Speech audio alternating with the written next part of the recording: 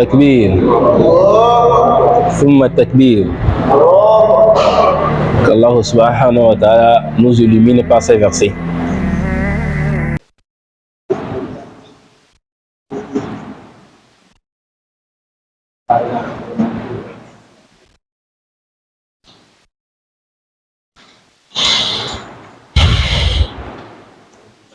Avant tout, pour dire que il a fait les ablutions, hein? Avant qu'on ne dise que lui, il a fait ses ablutions et que ces ablutions ont été acceptées ou bien valides, il faut certaines conditions. La première condition, c'est qu'il faut être musulman. L'islam, il faut être musulman d'abord. Un non musulman ne va pas faire l'ablution, on va dire qu'il a fait ablution. Non, il s'est lavé les membres. Il a fait, voilà. On ne va pas parler de l'ablution dans son cas, mais celui qui est musulman, c'est dans ce cas que on va dire qu'il a fait l'ablution. Donc il faut d'abord être musulman avant qu'on ne parle de quoi? De l'ablution. At-tamyiz. At-tamyiz, c'est la puberté. D'accord? Il faut être pubère, quelqu'un qui discerne, qui connaît déjà le bien et le mal. C'est-à-dire, pas un enfant quoi, qui s'amuse avec les boîtes de conserve encore. Hein? Donc il faut que la personne soit pubère, connaissant ce qui est bien, ce qui est mal. Qu'il sache que ce qu'il est en train de faire, on appelle ça ablution. Et quand on fait ça, c'est pour adorer Allah. D'accord? Si la personne arrive à distinguer ça, son ablution est valable. Sinon, il a lavé ses membres uniquement. D'accord? Et il faut aussi que il faut utiliser une eau pure et purificatrice.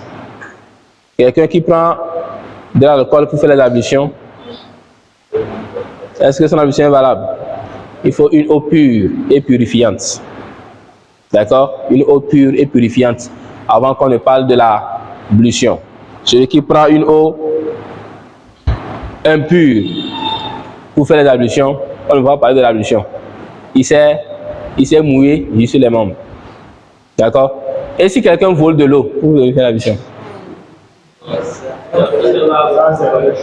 Hein?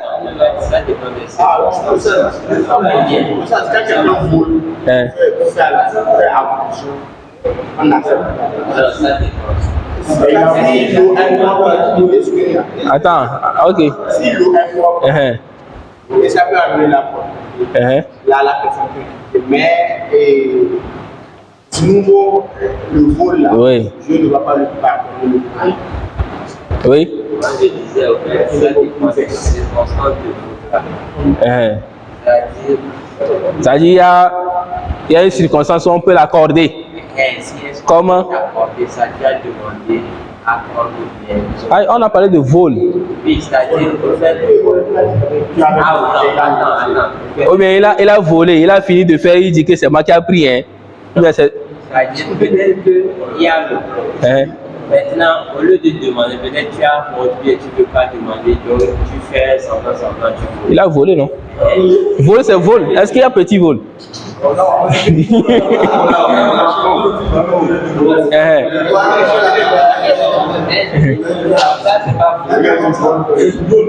C'est du vol? C'est pas valable. L'ablution est valable. Mais la personne a le péché du vol. L'ablution est valable. La condition c'est quoi? Il faut que l'eau soit pure et purifiante. C'est tout. Si l'eau est pure et purifiante, il n'y a pas de problème. Mais le péché du vol, ça reste. D'accord? Le péché du vol, lui, on va l'inscrire ça. Son ablution est valable. D'accord? L'intention. Qu'est-ce qui est recommandé?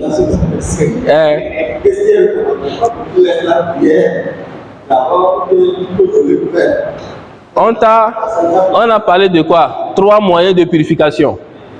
Et dans ça, il y a l'ablution sèche. Tu n'as pas l'eau, tu as demandé, on t'a refusé. On dit, regarde, c'est vous les Boko Haram, c'est vous qui tuez les gens là. Moi, je vais te donner l'eau, tu vas faire quoi? Dégage ici.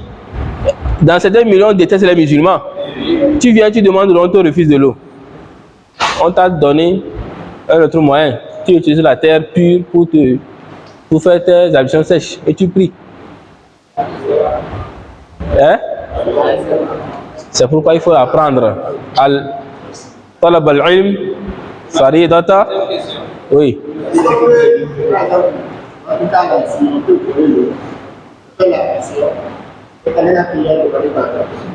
Aïe.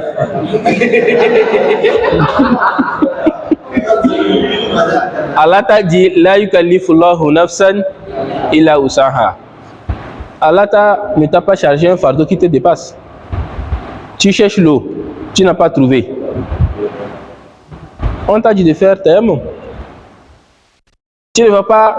C'est comme ta question, c'est comme quelqu'un qui dit il n'a pas le moyen de se marier, mais il fait la fornication et il finit bien safroula.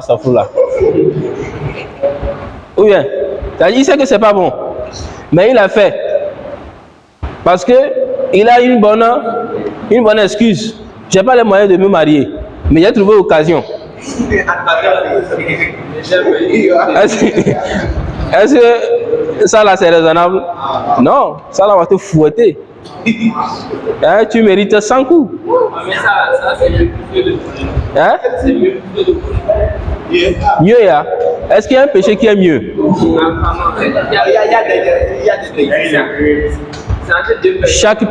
Un péché, c'est un péché. D'accord? Ibn Mas'ud dit que c'est les petits péchés là. Hein? C'est les petits cailloux qui se sont entassés pour devenir une montagne. Donc ce sont des petits péchés là qui vont s'alourdir dans ta balance et qui vont te pousser dans l'enfer.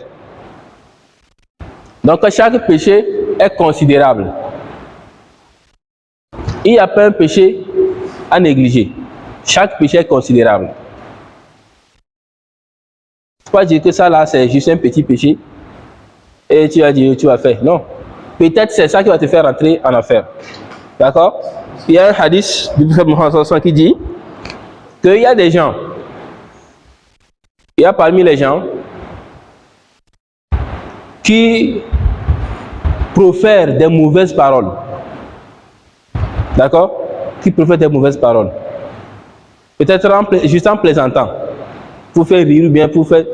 Il dit de n'importe quoi. Et c'est peut-être dans ces propos-là qu'il va offenser Allah. Et par ces propos, Allah va le mettre dans l'enfer. Et au même moment, quelqu'un va dire quelque chose, c'est-à-dire qui est insignifiante. Il va dire, bon, juste un truc juste bon, pour apaiser le cœur de quelqu'un. D'accord? Pour lui, bon, c'est pas un truc aussi une chose. Mais peut-être par cela, par ces paroles qu'il a dites à une personne et que ça a apaisé le cœur de la personne, par cela, Allah peut lui accorder le paradis. Donc toi, tu ne sais pas quelle parole va te faire entrer au paradis, mais qui va te faire entrer en enfer. D'accord? Dans le Coran, même, on a un exemple. Les compagnons qui sont partis sur le champ de la bataille. Et ils sont en train de se reposer. Et parmi les compagnons du prophète, il y a différentes catégories. Il y a différentes catégories, c'est-à-dire il y a certaines personnes, ils ont certains actes spécifiques qu'ils font quoi. Est-ce que vous comprenez? Maintenant, ces gens-là, c'est des gens qui ont le corps un peu fragile. C'est-à-dire quand tu les vois, ce n'est pas des gens qui sont costauds, mais... Et c'est des gens qui sont tellement imbibés dans la spiritualité. Donc après, ils sont là, ils sont en train de se reposer et tout. Et il y a d'autres compagnons qui étaient là. Et quand ils ont vu ce groupe-là, ils sont en train de se moquer d'eux, quoi. Regardez les gens. Des peureux comme ça. Des gens qui sont... Quand il s'agit de prendre l'épée, là, ils reculent derrière. Mais quand il s'agit de manger, ils sont prêts. Cette parole seulement qu'ils ont prononcée, elle a fait descendre un verset. pour dire que ces gens, tous ces gens-là qui sont sur le champ de la bataille, qui ont dit ça là, eux tous sont devenus des koufars, des mécréants. Est-ce qu'ils ont dit que Dieu n'existe pas? Non. Est-ce qu'ils ont dit que aujourd'hui, la messager de Dieu, on te laisse avec ta guerre, non, on repart à la maison? Ils sont sur le champ de la bataille, ils sont venus pour mourir pour l'islam. Mais ils se sont moqués de quoi? De leurs frères. Et Dieu s'est énervé. Il a fait descendre un verset. Il dit que vous avez mécru. Vous tous, vous avez mécru après avoir la foi. Et à cause de ça, Dieu va faire rentrer les gens en enfer. Est-ce qu'ils ont fait un grand péché? Donc, il n'y a pas un péché qui est à négliger. Tout péché doit être considéré. D'accord? Si par mégarde, tu tombes dedans et tu te rappelles que, subhanallah, ce que j'ai fait là, c'est un péché. Tu te repens. Tu fais istighfar simple. D'accord? Mais il ne faut pas dire que, oh, c'est quoi? C'est rien. C'est rien. Voilà, Inna Allah Ghafour Rahim. Que Dieu est pardonneur. Inna Allah Ghafour Rahim. Inna Allah Shadidul. Donc, il faut faire attention. D'accord? Il n'y a pas de péché à négliger. D'accord? Donc, on est en train de parler de quoi? Des conditions de validité. Comme je n'ai pas noté là, je ne sais même pas où je me suis arrêté. La puberté, d'accord? Il faut avoir le raisonnement, d'accord? Ce n'est pas un enfant. Et il faut avoir l'intention. D'accord? L'intention de faire les ablutions. Celui qui n'a pas eu l'intention de faire les ablutions, son ablution n'est pas valable. Donc il faut avoir l'intention d'abord, avant de faire les ablutions. D'accord? Si l'intention n'a pas précédé l'ablution, cette ablution n'est pas valable, c'est à recommencer. D'accord? Ou bien vous voyez quelqu'un, il vient, il prend en même temps l'ablution, par réflexe. D'accord? Il vient de jouer, bien, il transpire. Par réflexe, il prend le bouillard. Et il commence par faire l'ablution. Enfin, il n'a pas eu l'intention de faire l'ablution. Hein. Mais c'est par réflexe que quand il prend le bouillard, c'est qu'il fait l'ablution. Donc, c'est quand il a fini de faire l'ablution qu'il s'est rappelé que, oh, c'est l'ablution que je vais faire. Hein. Ah, bon, je vais profiter de faire 2 rakats ou bien aller lire le Coran. L'ablution n'est pas valable. Il n'a pas eu l'intention de faire l'ablution. Son intention, c'est de faire quoi? C'est de se purifier peut-être de la poussière ou bien de la sueur qu'il avait. D'accord? Donc, il n'a pas eu l'intention de se purifier. Parce qu'on a dit quoi? L'ablution, c'est une adoration. Aucune adoration n'est acceptée sans l'intention. Innamal a'mal. Donc, chaque adoration doit être précédée par l'intention. Donc, si tu fais une adoration sans l'intention, l'adoration là est batil. D'accord? Donc, il faut toujours l'intention. Quand tu prends le bouillard, c'est que tu as l'intention de faire l'ablution, de te purifier, avant que Allah SWT n'accepte cela. Et il faut que tout le corps soit mouillé au moment de l'ablution. Tu ne vas pas faire l'ablution, tu mets la main dans l'eau comme ça, tu fais comme ça. Non, il faut mouiller le corps. D'accord? Il faut mouiller le corps. On a dit de laver. Hein? Dasul wajhi. Ou bien, donc on a dit de laver. Donc laver, c'est qu'il faut mouiller le corps. Donc il faut mettre de l'eau, mais on ne dit pas de gaspiller l'eau. D'accord? Mais il faut qu'il y ait les traces de l'eau sur le corps. D'accord? Et il faudrait aussi qu'il n'y a pas d'obstacle. C'est-à-dire, il ne faudrait pas que sur le corps, il y a d'obstacle. Comme par exemple chez les femmes. Elle met vernis. Elle fait ablution. Son ablution n'est pas valable. Parce qu'elle a fait l'eau, ça ne va pas toucher les ongles. Les tatouages, non. Puisque ça, les tatouages, c'est de l'encre ou bien. Donc ça touche la peau. Mais les vernis, c'est c'est solide quoi. Ça ferme carrément les ongles. Ça bouche, c'est une couche quoi. Les pommades. Oui, les pommades, quand tu passes les pommades là, quand tu fais l'ablution, l'eau coule, ça ne touche pas. Donc, avant de faire les ablutions et avant de passer les pommades, il faut faire d'abord l'ablution. Après l'ablution, tu peux passer la pommade. Ah bon, ça c'est une question. Si on fait ablution avant de passer pommade, et ça gâte, et si on veut reprendre, il faut mettre le savon pour enlever. Ah oui. Puisque c'est une condition de validité de l'ablution. On dit qu'il ne faudrait pas qu'il y ait obstacle entre l'eau et ta peau. Il ne faudrait pas qu'il y ait obstacle entre l'eau et ta peau. S'il y a obstacle, c'est que ton ablution n'est pas valable. Hein? Oui, les cheveux, il s'agit juste de toucher quelques chevelures. C'est-à-dire, tu mets, il faut mouiller juste la main, tu passes comme ça. Si les cheveux sont touchés, c'est fini. D'accord? Tu n'es pas obligé de mouiller aussi la tête, quoi. D'accord? C'est pourquoi le mot utilisé dans le Coran, c'est quoi? Rasul pour les membres et mas pour la tête. Est-ce que vous voyez? Donc, mas c'est juste nettoyer, juste toucher, juste mouiller, ça juste un peu quoi. Pas. Donc, voilà un peu les conditions de validité. D'accord? Il faudrait que d'abord la personne soit musulmane.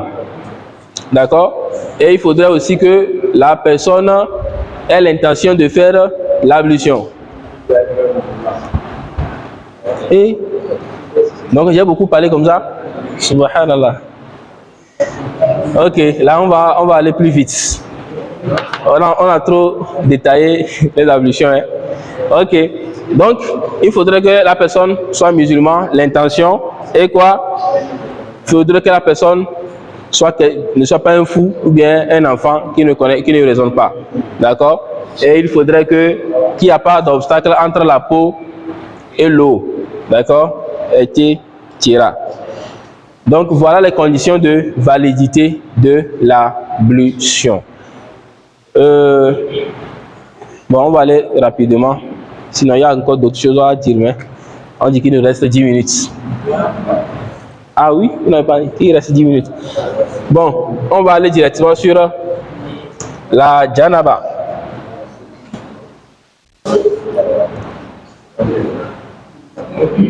Bon, donc la janaba a la même condition de l'eau. L'eau qu'on va utiliser pour faire l'ablution est valable pour la janaba.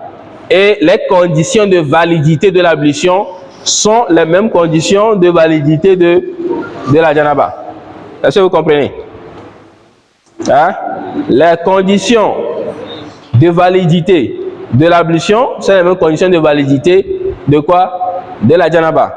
Et les mêmes eaux valables pour l'ablution sont aussi valables pour l'ablution. Maintenant, directement, on va aller à quoi? Les causes de la janaba. Quand est-ce qu'on fait la janaba? Mais qu'est-ce qui peut causer la janaba? Rapidement, il ne reste plus le temps. L'éjaculation. D'accord? Que ce soit par moyen d'un rêve érotique ou bien par masturbation. D'accord? Tant qu'il y a écoulement de sperme, la janaba est obligatoire. Les rapports sexuels. D'accord? Hein? Pour ceux qui sont mariés, on va préciser. Hein? Et quoi encore? Le jour de vendredi. D'accord? Le jour de vendredi, celui qui a fait balaga, celui qui est pubère, doit faire la grande ablution, doit faire la janaba avant de se rendre à la prière de vendredi. D'accord? C'est une obligation. D'accord? C'est une obligation. Certains savants disent que c'est fortement recommandé. Et d'autres disent non. Tant que c'est fortement recommandé, c'est que c'est obligatoire. Donc, celui qui est pubère doit faire la janaba, mais celui qui ne le fait pas, est-ce qu'il a un péché? Non. Mais celui qui a délaissé ça sciemment a péché. Ça dit que moi je ne fais pas. D'accord? On ne peut pas lui dire moi je ne fais pas. Lui il a péché. D'accord? Mais celui qui a oublié de le faire, ou bien qui n'a pas l'habitude de le faire, d'accord? Il le fait de temps en temps, il dit comme ça, il n'y a pas de problème. Mais toute personne pubère doit faire la janaba avant de se rendre à la prière de vendredi. Et les deux fêtes, les deux Eid, d'accord? Eid al-Fitr ou Eid al-Adha, d'accord? Voilà. Et quoi encore?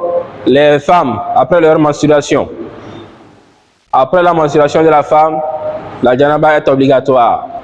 Après les lochis, une femme qui accouche, après l'arrêt du sang de l'accouchement, la femme doit faire la janaba. Quoi encore? Lorsque quelqu'un rentre en islam, lorsque quelqu'un veut se convertir à l'islam, la janaba est obligatoire là-bas. D'accord? Et quoi encore? Quelqu'un pour un défunt. Pour un défunt. C'est-à-dire quand quelqu'un, un musulman meurt, on doit lui faire la janaba. Hein? Pour un défunt, on doit lui faire la janaba. Et celui-là aussi qui a fait le lavage mortuaire aussi doit faire la janaba après. Oui. Oui, c'est différent de janaza. Janaba, c'est le lavage. Hein? Et la grande ablution, quoi. Janaza, c'est la prière mortuaire. D'accord? Oui.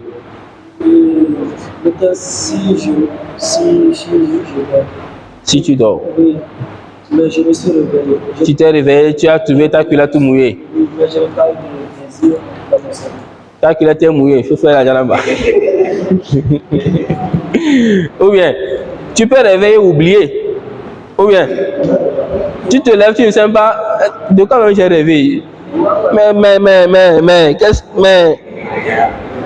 forcément, il faut faire la janaba. D'accord?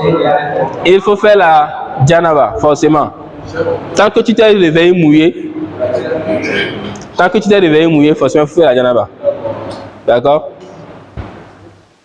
Lorsqu'on veut se mettre en état d'ihram, c'est-à-dire lorsqu'on veut, on a l'intention de faire le pèlerinage, on veut porter le paille de pèlerinage là, il faut faire la janaba d'abord, car là on donne les moyens de faire le pèlerinage.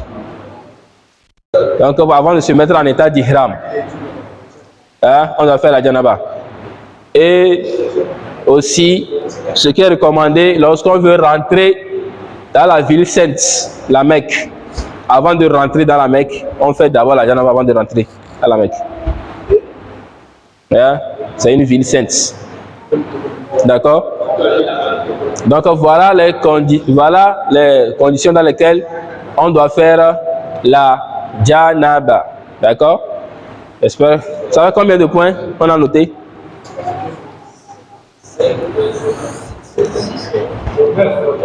9. Ça atteint 10. Non. Non. C'est pas la même chose. Voilà. Bon, peut-être, bon, celui qui a mis juste l'écoulement du sperme, là, il y a tout dedans. Hein?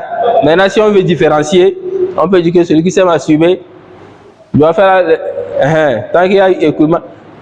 Et puis, au niveau des rapports sexuels, pour ceux qui sont mariés, même s'il n'y a pas eu éjaculation, l'ablution est obligatoire et la janaba est obligatoire. Tant que la tête a touché là-bas, là. Hein?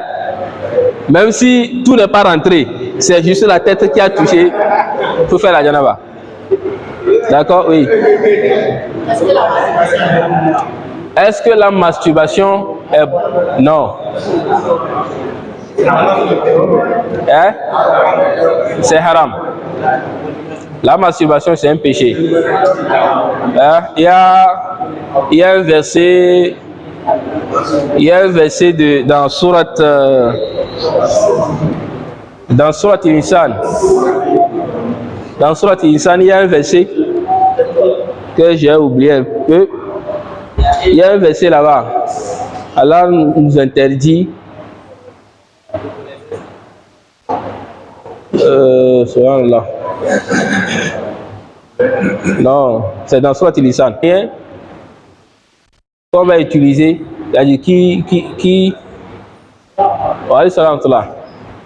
ceux qui utilisent la main ou bien d'autres moyens pour se donner du plaisir, hein, en dehors de leur femme, c'est haram. D'accord? C'est un péché. C'est dans Surat Insan. Bon, si vous lisez la Surat Insan, vous allez trouver. Il y a oublié le verset. D'accord? Que tous ceux qui utilisent autres moyens que leur femme pour se donner du plaisir, que ce soit par la main et tout, c'est haram. D'accord? Ok. Donc, voilà les causes de quoi? De la janaba. D'accord? Oui. S'il vous plaît, on dit l'éjaculation là, quand c'est pas accompagné de plaisir, c'est pas obligatoire. Tant que tu sais que c'est du sperme. Non, parce que on dit qu'il y a certaines maladies qui peuvent provoquer ça. L'éjaculation qui n'est pas... Ah bon? Ça veut dire la personne elle a pu le sperme sort? Il y a des maladies comme ça. Le sperme même? Parce que quand on a parlé de Wadi et Madi, ça, ce qui annule, quand on a parlé de ce qui annule les ablutions, on a parlé de Wadi et Al-Madi. Là, dans ces conditions, on sait que il y a certaines maladies comme ça. Comme on a évoqué le cas de Ali. D'accord? Lui, ça lui sort comme ça abondamment. D'accord? Mais pour le sperme, ça, je ne sais pas. Le sperme, je ne sais pas. Il a avait une maladie, ça sortait tout le temps. Et les élèves ont dit que dans les établissements, il a dit qu'est-ce que tu as, il a analysé, il a dit qu'est-ce que tu maladie, qu'est-ce que ça arrive là, il dit je de toi, il faut l'admission. Le sperme. Bon, ça, c'est à chercher. Sinon, je ne sais pas s'il y a une maladie qui fait couler le sperme. Franchement, je ne sais pas. C'est la première fois que j'entends ça quand même. La janaba, elle est simple. D'accord? Pour faire la janaba, c'est simple.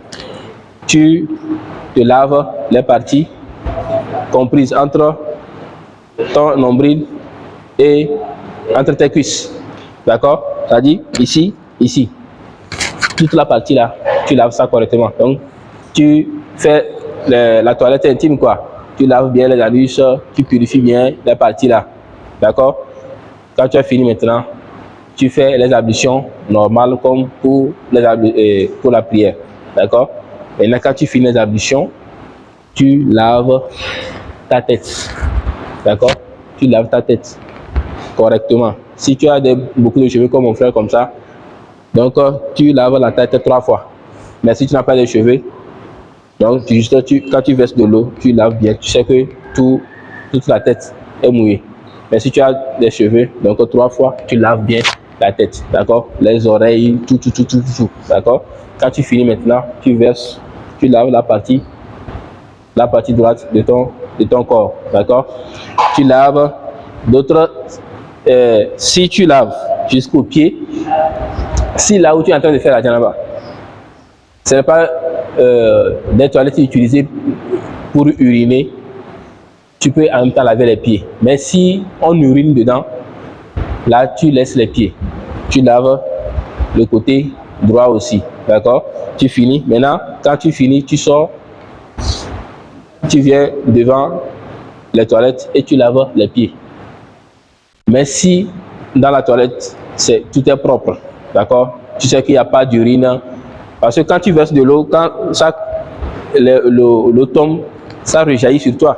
Donc s'il y a les urines là-bas, ça va se rejaillir sur toi. C'est les impuretés. D'accord? Donc quand tu finis de laver, maintenant tu sors au dehors pour laver les pieds. Mais si dans la toilette c'est propre, quand tu laves en même temps ton côté droit, tu laves en même temps avec le pied, tu laves ici, tu laves avec le pied en même temps, et tu sors, tu es prêt pour la prière. Quand on sort, on fait la janaba, on sort, on ne refait plus l'ablution avant de prier. D'accord? La janaba est valable en même temps pour la prière. C'est bon? Donc, désolé de trop bavarder. On n'a pas pu toucher le pot de la prière. Mais j'espère que, oui. Contact. Oui. Condition de validité de tayammum, c'est l'absence de l'eau. D'accord? L'absence de l'eau, la difficulté de trouver de l'eau. La maladie qui empêche d'utiliser de l'eau. D'accord? Oui. D'accord? Donc, si ces conditions-là sont réunies, alors la tayammum est valable. Mais si une personne fait tayammum et en même temps, on trouve l'eau, là, c'est gâté en même temps. Hein. Oui, ça, c'est gâté en même temps. Si tu pries, c'est zéro. La présence de l'eau annule automatiquement tayammum. Donc, il faut qu'il y ait absence de l'eau et il faut que la personne ait une maladie qui l'empêche d'utiliser de l'eau. D'accord? Si ces conditions sont réunies. Ou bien peut-être la personne a de l'eau, mais cette eau, s'il l'utilise pour faire les ablutions, peut-être il voyage. Il serait en manque de l'eau pour s'abreuver. Là, il garde son eau pour son besoin et fait la tayammum. D'accord? Et la tayammum, comment ça se fait? La terre propre. D'accord? Tout ce qui est naturel. Une terre propre ou bien une pierre naturelle, pas une pierre en ciment. D'accord? Une pierre naturelle. C'est-à-dire pierre de roche ou bien les pierres, voilà. D'accord? Et tu fais l'intention de faire la tayammum. Tu poses la main comme ça, une fois, comme ça, au sol. D'accord? Quand tu lèves la main comme ça, quand tu enlèves la main comme ça, d'accord? Les mains, c'est pas jusqu'au coude, c'est jusqu'au poignet. D'accord? Tu as fini ta main comme ça. Il n'y a pas de complication. Tu tapes comme ça. D'accord?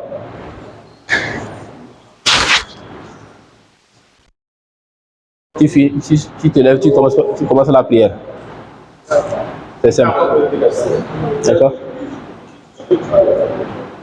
Si c'est dans le sable que tu fais, si tu fais comme ça et tu vois que il y a le sable dans ta main, tu ne vas pas faire.